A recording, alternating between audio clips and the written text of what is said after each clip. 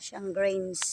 So, ipinupollinate yan para bunga. Yan ang pagpollinate. Pero marami ng mga meron bunga. Maliit. Iyan, magiging bunga na yan. Dahil mayroong pinollinate, may pollination siya. Ang pag-pollinate mga kaibigan ay sa magitan ng mga bubuyog at mayroon ding pollination na kagaya ng ginawa ng kanina, ang grains,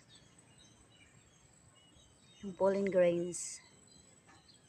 Yan ipinapahid dyan para itong bulaklak na to, yan magiging bunga yan.